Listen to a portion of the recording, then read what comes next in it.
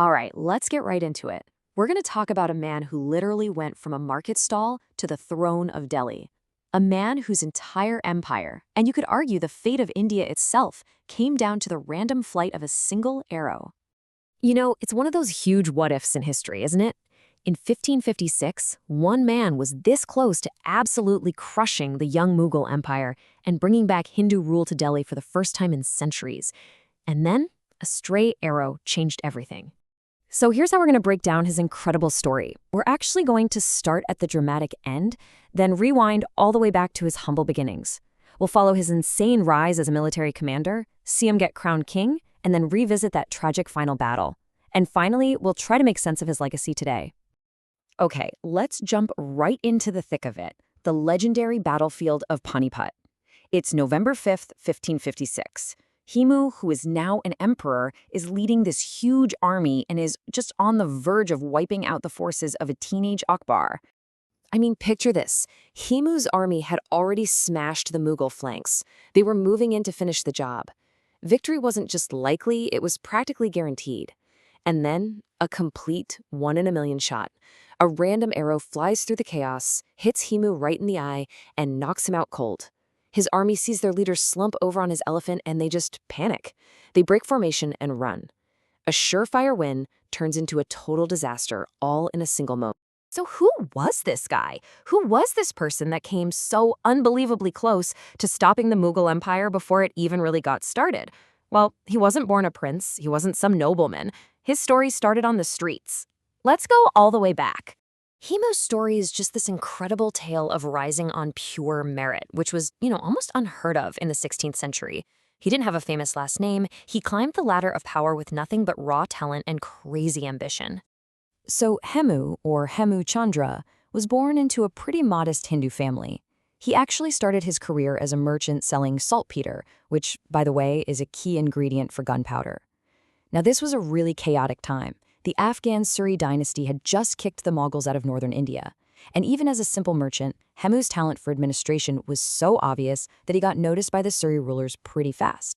And his rise was, well, meteoric. He goes from being a market supervisor to suddenly being the head of military intelligence. By 1553, under the pretty unstable rule of Adil Shah Suri, he becomes the wazir, the prime minister, and the commander-in-chief of the entire Suri army. Think about that. A shopkeeper was now basically running the whole empire. But it was on the battlefield that Hemu really became a legend.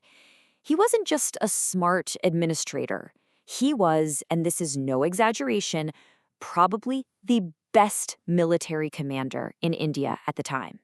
Just look at that number, 22.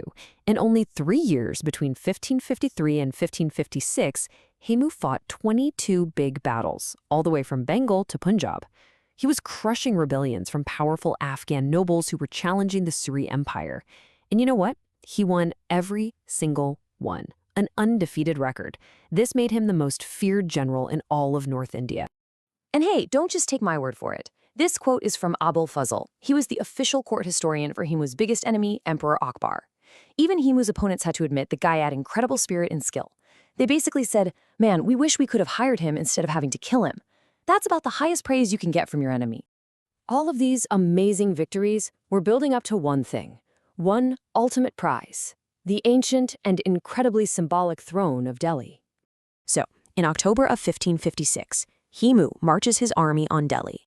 Right outside the city, he meets the Mughal governor's forces, and using his signature move, a massive, shocking assault led by his war elephants to just smash the enemy lines, followed up by a lightning-fast cavalry charge, he completely routed the Mughals.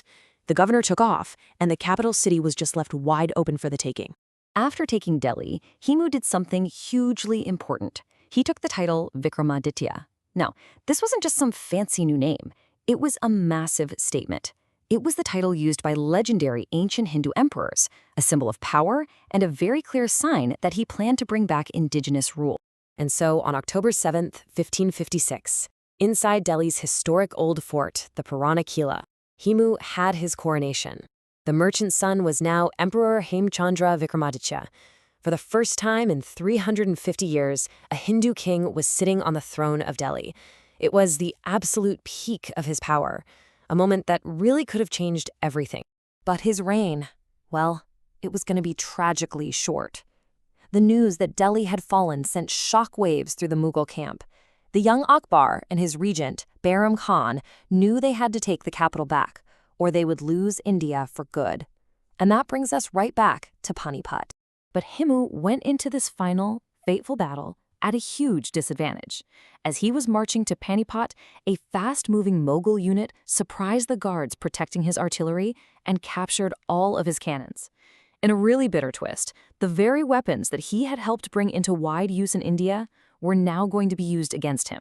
Even without his artillery, Hemu's military genius almost won the day. His forces hammered both the right and left sides of the Mughal army. Then, he sent in his war elephants to break their center. Victory was just moments away. And then, the arrow. When he fell from his famous elephant Hawaii, it just created total chaos. Without their leader, the army's morale completely shattered and they just fell apart. The unconscious Hemu was captured and brought to the Mughal camp. Now, what happened next is really up for debate among historians. The official Mughal story from the court says that the 13-year-old Akbar was noble and refused to kill a wounded man, so his regent Bahram Khan did it. But other writers from that time say that Akbar himself beheaded Hemu to earn the religious title of Ghazi. You know what they say. History is written by the victors, and here you can see two very different stories about the same exact event. So, how are we supposed to remember this man who came so close to rewriting the history books? His legacy is complicated, and people have seen him in a lot of different ways over the years. So if we boil it all down, what are the big takeaways from this incredible life? First, he was a true self-made man who rose on merit alone. Second, he was an undefeated military genius. Third, he managed to bring back Hindu rule to Delhi, even if it was for a short time. Fourth, and this is key, his empire was lost to pure random chance, not a military mistake.